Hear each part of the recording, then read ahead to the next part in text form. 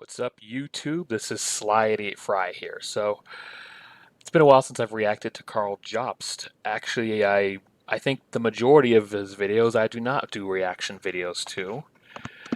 But when it comes to talking about the number one, the biggest video game cheater of all time, who is celebrated like he's the king of Kong when he actually cheats to get his way, um, yeah, I find it worthy to talk about, especially since sometimes they actually perform better than my other reaction videos do. Uh, so check this out. Here it is. Um, Before we begin, though, I just remembered there's something else I would like to show you. Now, I'm going to have to change the design of my channel to include this, but before we do so, I would like, a Sat AM reference in Sonic Frontiers. That's kind of cool. Um, I'll click on it, but I'm not going to watch it right now. Why am I hearing music from the Mystic Rune? Not, yeah, from the Mystic Runes in Sonic Adventure. That's weird. Okay. Doesn't feel like that would go. That music should be in Sonic Frontiers. um. So I'll go to my content, and I made some new playlists with some new videos in them. So I decided to add some I decided to make some clips out of scenes from the newest episode of Futurama, which is the return of the series 10 years after being canceled 10 years ago. So I added a few clips. That's what I was busy doing yesterday, and that's why I hadn't done this reaction video then when the Karl Jobst video first came out. Also, right here is Futurama is a Futurama recap that I did, where I'm actually reviewing the very first episode in its grand return. So please, why don't you take a look and watch the episode. The video, that's actually the full title of the video. Default video order, manually sorted, and okay, whatever. Anyways, I'm done with that. Done with the self-promoting of that nature. I'm still going to be doing mostly Johnny Depp shorts, but I'm going to upload Futurama related stuff since the show came back. For now, let's start reacting to the Karl Jobst video where he talks about the biggest video game fraud, Billy Mitchell, and see how his fake story is falling apart. I'm excited about this for sure. Hello, you absolute legends. Can you believe it? It's been over 4 years since Billy Mitchell, con man of the century, sued Twin Galaxies for defamation. The lawsuit has dragged on for far too long, but thankfully we have reached the final stretch. A trial date has been set for the 27th of October, which means we have only 3 months to go before Billy Mitchell gets absolutely destroyed. These final few months are where everything starts to ramp up, and one of the most exciting aspects of trial preparations are the depositions. All we've heard from so far on Billy's side is Billy. Sure, he has provided some witness statements, but let me tell you, there is a big difference between having some words on a piece of paper and actually having that person tell their story face to face with a lawyer under oath. Yes. Billy Mitchell has claimed that he has multiple witnesses and that multiple people were involved in helping him achieve the world records. But what happens when Twin Galaxies gets to talk with those witnesses directly and ask them questions? Well, a complete disaster is what happens. When Billy's so-called witnesses are asked what happened, it ends up being the complete opposite of what Billy was claiming. Every witness that is being called is destroying Billy's case and exposing lie after lie after lie. And today, we are going to have a quick look at 2 examples. I'm going to show you Billy testifying under oath as to what allegedly happened, and then I'm going to show you what his witnesses said happened, and it's completely different. Okay. Billy will say that someone did something, and that very same person will say that it never happened. And it's not just Billy who's lying, it appears to be his lawyers as well. It seems like Billy's representation may be just as corrupt as he is. As you'll see, as soon as one of their lies gets exposed, they just completely change their story to something else, no matter how ridiculous it is. I cannot emphasize enough how bad things are going for Billy, and this video is just a taste of what's been going on. I really hope you enjoy. Now, Legends, I absolutely love cereal, and I know you do too, but let's be honest, cereal just doesn't seem to fit into an adult diet. There's just way too much sugar, it's basically candy in a bowl. That's why today's sponsor, Magic Spoon Cereal, is so amazing. It's high protein and zero sugar, which is exactly what I need. I can fit Magic Spoon easily into my lifestyle because of its macros. One serving contains at least 13 grams of protein, 4 grams of net carbs, and no sugar. And it actually tastes... I'm actually going to skip the ad in this case. Click the link in the description or scan the QR code on screen and use the promo code LEGEND to get $5 off your order today. Better make that last as long as possible.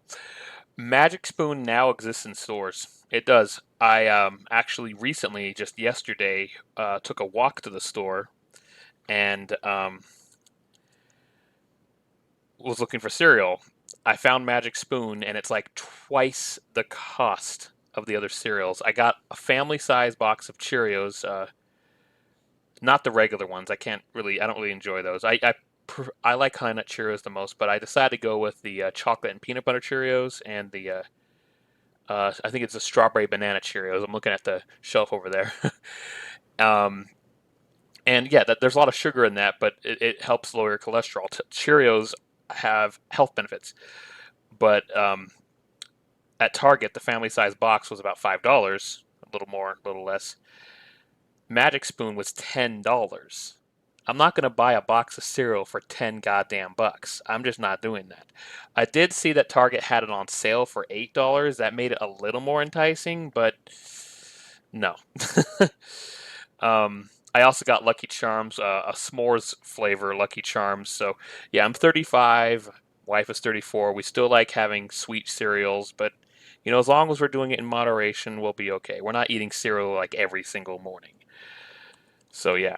Not a fan of Magic Spoon, only because it's just too damn expensive.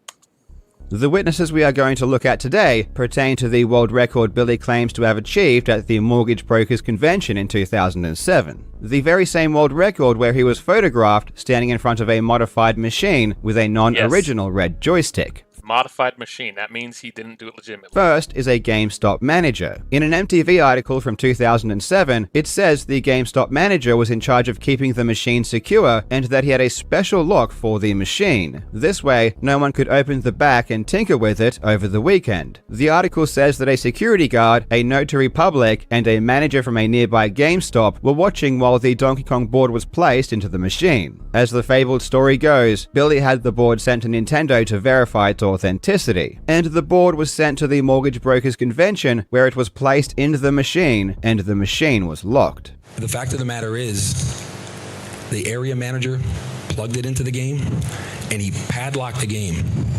He padlocked it and nobody could get in it. After Billy got the world record, the arcade was unlocked and the board was sent straight back to Nintendo. All through Billy's lawsuit, he contends that it's not possible that he played on an emulator because the board was verified by Nintendo. In his original court filings, Billy said the mortgage brokers input the board into the Donkey Kong machine before locking it. However, in a later filing, Billy said that it was actually the GameStop manager that inserted the board into the machine. Now, what's lacking in everything so far is any mention of the recording equipment, because remember, this world record was apparently recorded to VCR. If you want to record Donkey Kong direct feed into a VCR, you need a converter that will convert the RGB signal to NTSC, and Billy Mitchell has specified the exact converter that was used. As part of their ongoing investigation, Twin Galaxies enlisted the help of Vintage Arcade Superstore in California. This is the same arcade retailer that was featured in the 2015 documentary Man vs. Snake. Definitely give that one a watch if you've never seen it. Vintage Arcade Superstore faithfully recreated the exact setup that Billy Mitchell claims to have used during his mortgage broker's score, even down to the same joystick. And this video shows you exactly how the recording setup works. So here we have a mostly all original Donkey Kong. The only thing that is changed from the factory is this red joystick. This is the similar or the same joystick that was used in the mortgage broker picture. There was a previous video from Karl Jobst I reacted to that proved that the joystick that they used on the Donkey Kong that he used in the Donkey Kong arcade was not actually the official one for the actual arcade. What they're showing here might be the official one, but there was that picture that they took. I forget. You'd have to look back at my Karl Jobst reactions playlist or look through Karl Jobst's channel himself. I'm sure he has a Billy Mitchell playlist. Um, he saw that he pointed out that the joystick that was being used was totally modified, and instead of it being 4 directions, it was 8 directions, which shouldn't really matter in a game that you can only go 4 directions. But apparently, it can make a significant difference. Like, it can help you make more precise turns more easily, giving him an advantage that he doesn't deserve. Um, I don't know. What I'm thinking it could do is that you could have it go diagonal. So as you walk towards a ladder, you can just immediately grab the ladder instead of walk to it and then just move up. That would be an advantage too. That means you're moving faster than you're supposed to in the original game. I'm thinking it might do that. I don't know for sure, but I'm not like a super expert in all this stuff. But yeah, there's one thing after another that just totally crushes Billy Mitchell's story, such as the fact that he really played on an emulator, not on official hardware, which means it's not legitimate. But we'll continue. I don't want to just keep recapping what happened before. I'm just saying it in case somebody watching is not familiar with the story. This is, at least to us, what is the same exact one.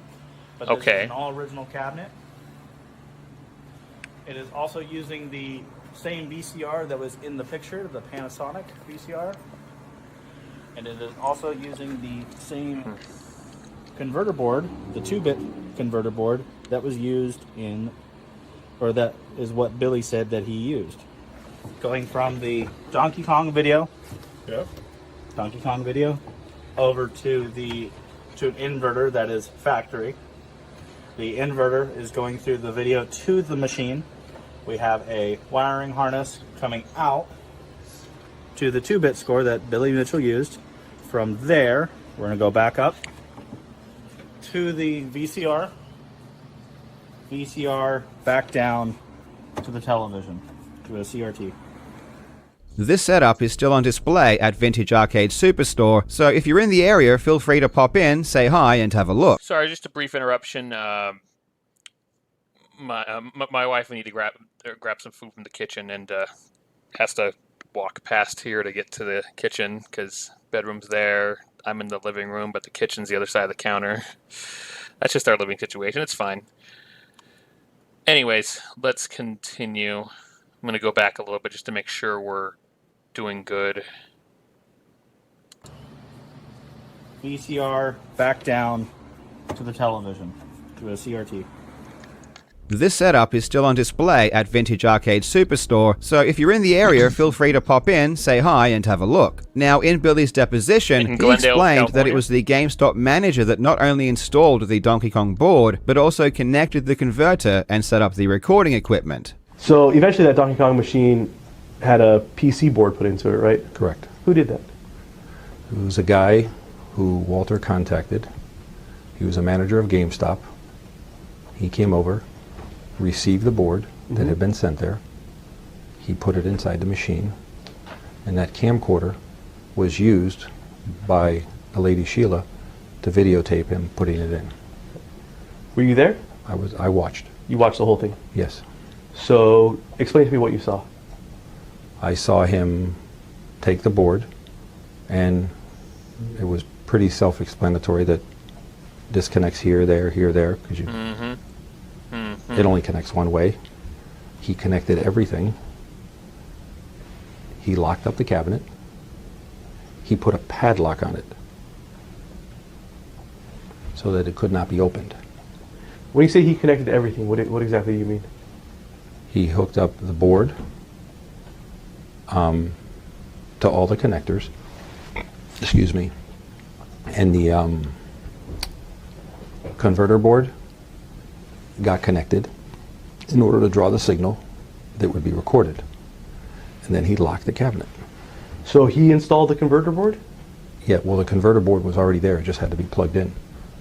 Logically, if what Billy Mitchell is saying is true, the GameStop manager would confirm that he did install the converter and set up the recording equipment. And remember, the arcade machine was locked, so if the GameStop manager didn't do it, it was impossible for anyone else to do it either. But that's not what happened. In the GameStop manager's deposition, which was conducted last month, the lawyer for Twin Galaxies asks, "Did you set up any AV equipment in connection with your installation of the PCB at the mortgage brokers convention?" And the manager replies, "Not at all." They ask, "Did you set up any recording equipment?" To which he replies, "Not at all." Wow. They also go into detail about cables that should have been coming out of the back of the cabinet if I'm sorry.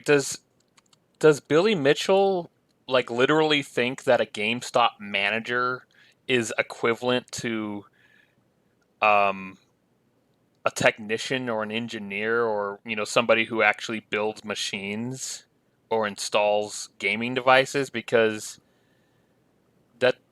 no, the hardware, the software, all that stuff is built by the manufacturer and it's sent to GameStop for them to sell it. They're salespeople. They're not people who build stuff. Like, that was one thing that already made me question his story. Like, the GameStop manager did this? The GameStop...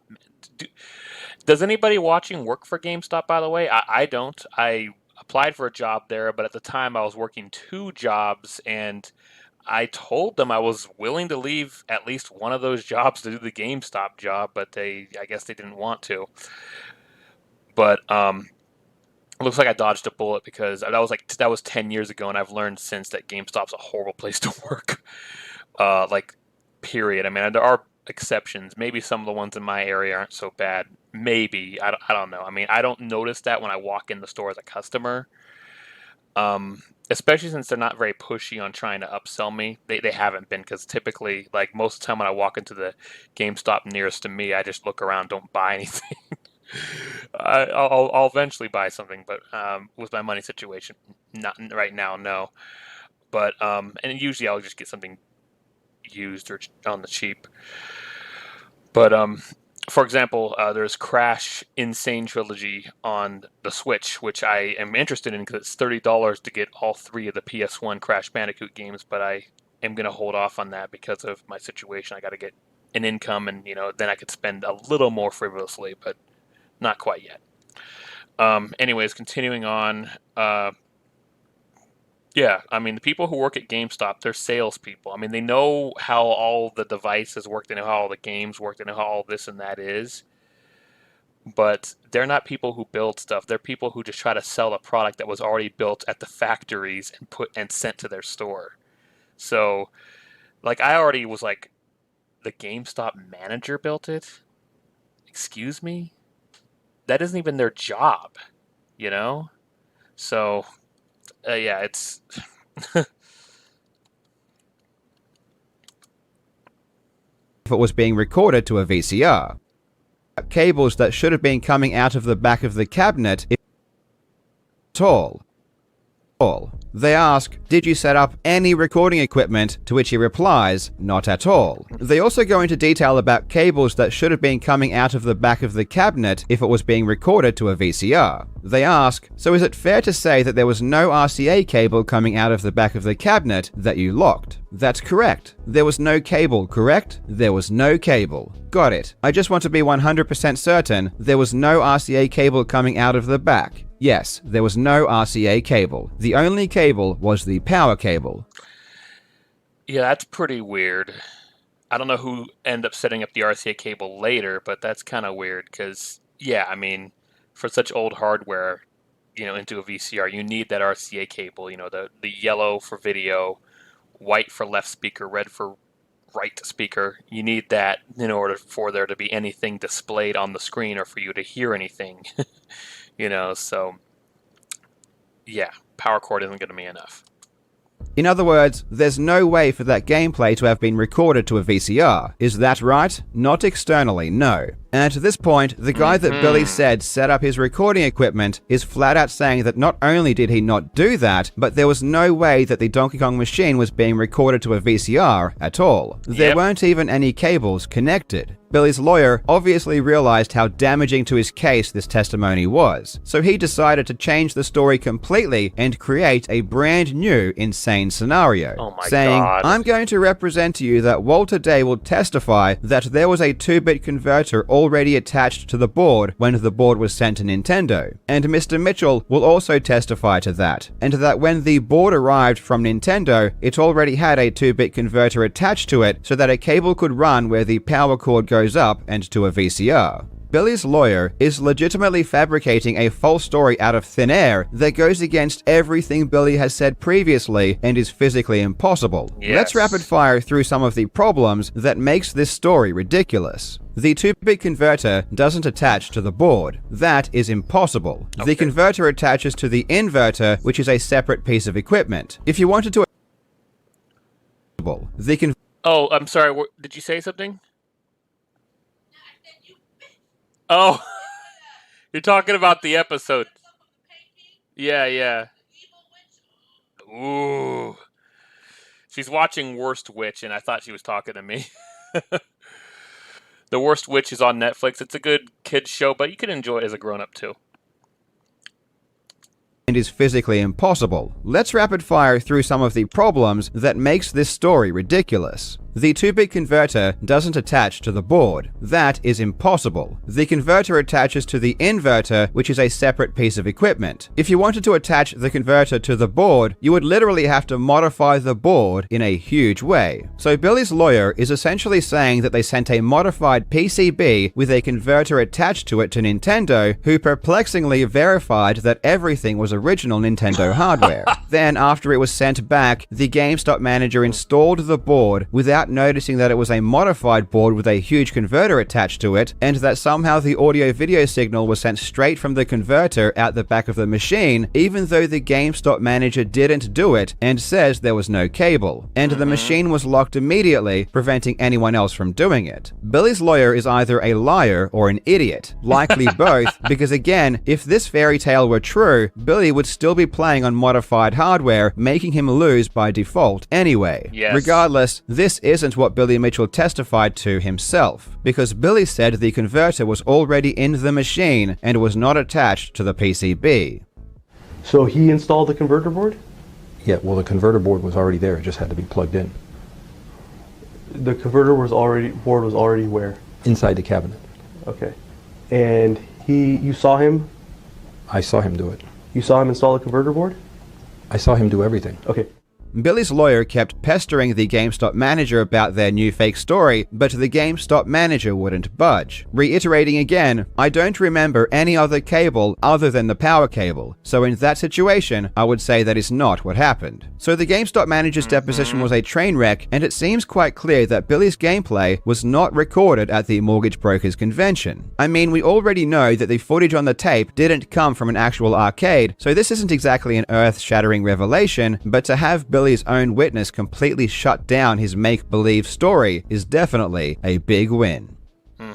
I guess the obvious next question becomes, what did Billy actually do at the convention really? And his second witness leads us to believe that it was likely anything but play Donkey Kong. One of the witnesses Billy provided a statement from was the chair of the Mortgage Brokers Convention, Valerie Saunders. In her statement, she didn't say that she saw Billy get the record, just that she was at the convention and was notified when it happened. As it turns out, there really isn't anything in her declaration that was refuted in her testimony, but there was something else she said that was very interesting, which was exactly when Billy got his world record. Now, his tape of the world record is 2 hours and 39 minutes long, and this is exactly the length of time that the 2007 MTV article said it took for Billy to achieve it, so everything lines up there. It also said that it was his second game of the day. In Billy's deposition, he said that he achieved the score at around 1 or 2 p.m. Which of those 3 days did you perform the score? Saturday. Saturday. What time was it? Early afternoon. So around what time? 1. Why do you think not later than 2? Is there a reason that you're telling me that it was between 1 and 2 when you started? Was that when you started or when you finished? No, that's when I finished, about 2, I'd say. When did you start? Oh, I like 9, 10 in the morning. You started around 9 or 10 and you finished around 1 or 2? Yeah. Again, logically, if this story were true, if you were to ask Valerie Saunders, who was managing the event at the time, what time Billy finished, she should say the same. But once again, this isn't what happened. Valerie said the event started at around 10 a.m., which is when Billy began playing. Valerie recalled, "Of course, I have no idea how long it takes to get whatever his ultimate goal was of a score, but it seemed from the time that he started to the time that he broke it, it was a very short period of time. Because I remember thinking, oh gosh, this is kind of not fulfilling the goal or objective of having him in there for a long period of time to drive traffic into the exhibit hall. So I recalled it being very early." Twin Galaxies then sought clarification, asking, "Can you give me an estimate on the length of time that it took Mr. Mitchell to achieve the world record from the time he started?" To which Valerie replied, "I mean, thinking back, it seemed like it took 10 or 15 minutes. Now, of course, I was doing other things, but I do recall that it was extremely short. It appeared to me to be an extremely short period of time." Valerie reiterated multiple times that there was just no way Billy Mitchell played for as long as he claims. At most, it was 15 minutes. Hours less than the amount of time it would have taken to achieve the world record. So just to recap what we now know in regards to this alleged mortgage broker's world record, the cabinet itself used a modified red joystick that, according to Billy Mitchell's own testimony, confirms it's not original and that he would never play it.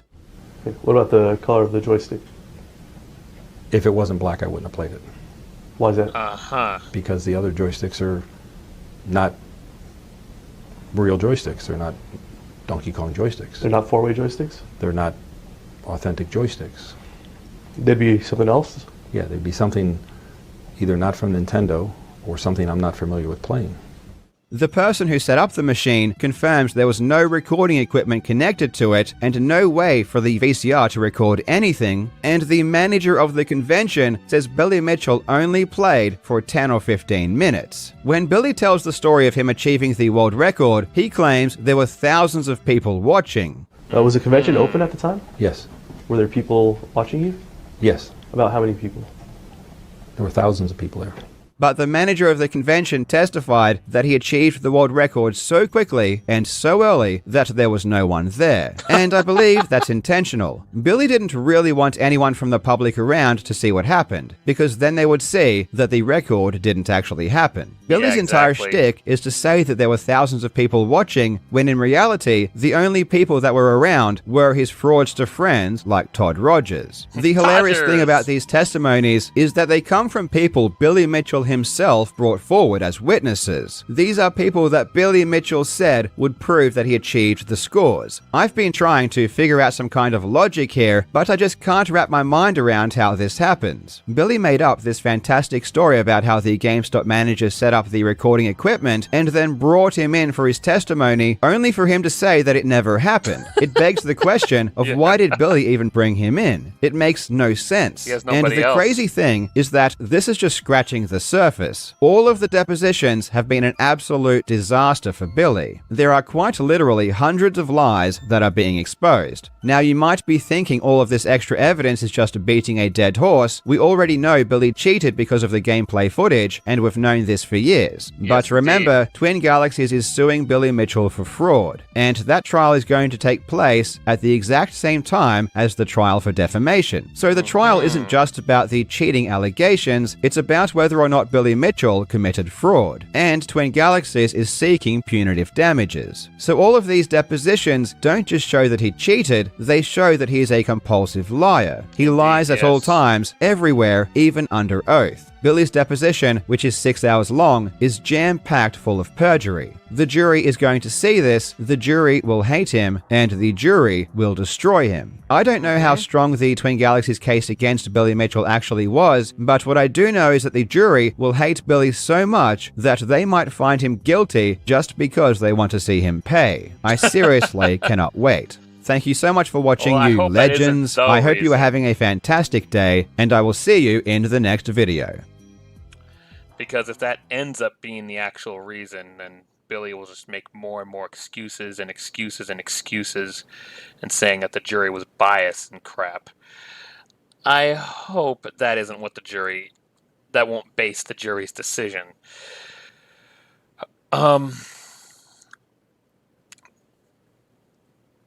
Every once in a while. It hasn't happened in a long time. It's been like a couple years, I think. But sometimes there's going to be somebody who's like this hardcore Billy Mitchell fan who's going to comment, "Oh, you don't know anything. You believe everything you hear." And it's like you're literally just taking Billy Mitchell's word for it.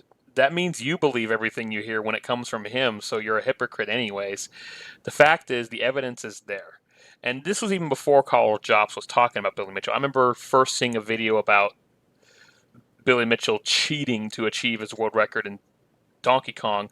Like, I saw a video about it like 5 years ago, before I even knew Karl Jobst existed. It was from some other channel I don't remember the name of. So the fact is, this has been proven for many years.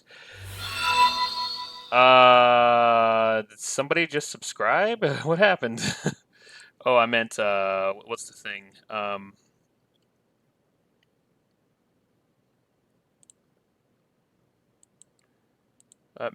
That kind of freaked me out. Like, what happened there? Oh my god. Okay, well, that's a noise that's made when somebody subscribes to my channel. Um, and usually there's supposed to be a graphic that shows up on the screen with Paper Mario swinging his hammer, but I guess I didn't have the visual part of it finished. No, I'm not fishing. Uh, hammer, hammer, hammer, fishing. Sure, why not? But anyways, yeah, all the evidence goes against Billy Mitchell. It's clear he's lying, and he doesn't deserve defending. It's like how there's people who still defend Amber Heard, even though anybody who actually paid attention saw the trial, can clearly see she was lying, can clearly hear based off of audio evidence played during the trial that she was actually abusing Johnny Depp. Now, the thing is, he didn't sue her for abuse, he sued her for defamation, and that is basically what Twin Galaxies is suing Billy Mitchell for. I'm just going to briefly go over this because I know not everybody who's watching this is aware of the Johnny Depp trial, even though that's actually one of the things that helped my channel get the subscriber gains it has now. Although I've kind of stopped talking about the trial lately, like period, and just focused on past interviews with Johnny Depp. But anyway, he sued Amber Heard over defamation because of a Washington Post op-ed that she wrote or contributed to, where she was talking about how she had gone through abuse and yada yada yada, but did not mention Johnny Depp by name. But Johnny Depp sued her because he knew that she was referring to him when she said that, and that was actually how Johnny Depp would get fired from playing Grindelwald in the Fantastic Beasts movies. Good job, Warner Bros. You fucking idiot should have waited for the trial. That's also how Johnny Depp got fired from playing Captain Jack Sparrow for the Pirates of the Caribbean films. Disney, you guys are idiots. You tried making a sixth film without him. It crashed and burned. It didn't happen. I heard they're trying again. It's probably going to crash and burn, and if it even gets released, it's going to bomb hard unless they bring him back somehow. But Johnny Depp doesn't want to come back because he felt betrayed, and I completely understand that. I would not be in any position to just be like, oh, fuck you guys, because I'm not rich, but I'm happy for him that he can be in the position to be like, nope, fuck you guys. You guys screwed me over. I'm not helping you earn any more money. So, good for him. Besides, Hollywood is in shambles right now. I mean, the writer's strike, and now there's an actor's strike. Now, this isn't like Brad Pitt, George Clooney. It's like those are the actors we know about. A lot of actors, most of them, do not make that much money. It's just the ones we know about who are like in so many movies, so many TV shows. They make a lot of money because they're of star power. They attract buyers. But what about those actors that you don't remember the name of, that you don't remember seeing in a film, or those extras, or whatever the case may be? Those are the ones that are doing the actors strike because they're not making enough money either. And quite honestly, I would just love not just Johnny Depp, because he did that French film, Jean Dubarry, and it did well at the Cannes Film Festival, it did well in France, and there is apparently an American distributor who might be planning to release it here in the U.S., and they'll probably release it elsewhere, so that's awesome. But I would love to see any of these famous stars, just ditch Hollywood because Hollywood fucking sucks nowadays. It's like what Jim Carrey said in response to Will Smith smacking Chris Rock at the Oscars last year. Jim Carrey said, "We used to be the cool guys, but now, bunch of cowards, now we're out of touch, all that." Hollywood, that is what Jim Carrey said there describes Hollywood perfectly. I'd love to see these actors go to Bollywood instead and do some, films in India, maybe even act alongside famous India star Bianca Chopra, or maybe do, K dramas, or maybe even telenovelas. Who knows? Just screw Hollywood. They suck. you know. Anyways, I kind of went off on a tangent. In that trial, towards the end, as Camille Vasquez, Johnny Depp's lawyer, was questioning Amber Heard, Amber accidentally revealed unintentionally that, oh, that's why I wrote the op-ed, because of Johnny Depp. Like, she literally said that and literally admitted to exactly what he sued her for. That's why he won the case, and not to mention all the other evidence that made it really obvious that she's full of shit and he was telling the truth. But unfortunately, there's people who will blindly defend her, either because they think, oh, men can't be abused or women can't be abusers, which is actually a really sexist point of view, because of course women can abuse men. It's what you think all men could just like punch them off or something, like that's sexist. Or I think in a lot of cases these people defending the turd are attracted to her, and they're just going to defend her because they want to get in her pants, pretty much. Which that's never going to happen. And honestly, I'd be sorry for anybody who does, because she'll try to ruin them. Kind of a similar thing with Billy Mitchell. People will blindly defend him, even though all the evidence proves that he's a liar, because they watched that King of Kong documentary that spread the lie, because whoever made it either thought he was telling the truth or was in on spreading the lie, whatever the case may be. They overhyped Billy Mitchell's greatness because they thought it was the truth, or they want people to think it's the truth when it's a flat out lie. And people just want to believe in the story of this amazing man, and instead of actually believing in what really is happening, it was proven that he did not use original hardware, which means he didn't officially break records. He used an emulator, so that's against the rules. With an emulator, you can play the game differently. The way it works is different. Even with the footage that first proved that he was cheating, like 5 years ago or whatever, it showed how the screen would load when you first turn on the Donkey Kong arcade. If it's the original arcade hardware, the way it loaded is different. Like the way the girders appeared and Donkey Kong appeared is different than how it would load on an emulator. So by slowing down the footage to basically frame by frame, you see that it loads in the style of an emulator does, proving that he didn't do this on original hardware. Therefore, it's illegitimate. But going on with how I said about defamation and stuff, Twin Galaxies is suing him over defamation because he said false things about Twin Galaxies. They're going after him because he's trying to ruin their reputation unfairly with flat out lies. So, and I agree with them. I mean, if you take this to court, it's not just going to be about, oh, he was lying, making up bullshit about his world records he didn't actually achieve.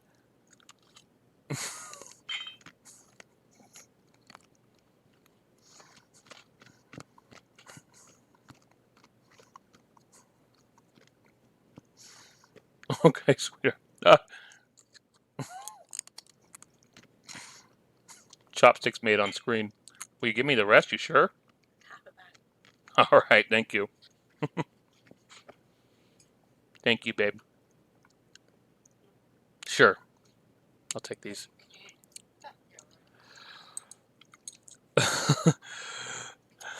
My wife just fed me a couple Cool Ranch Doritos while I was here. She was in her kimono, and now. No, don't tell people that. Anyway, um, yeah, she eats Doritos with chopsticks. It's not a bad idea. The Doritos make a mess. But anyway, let's try to get to the point.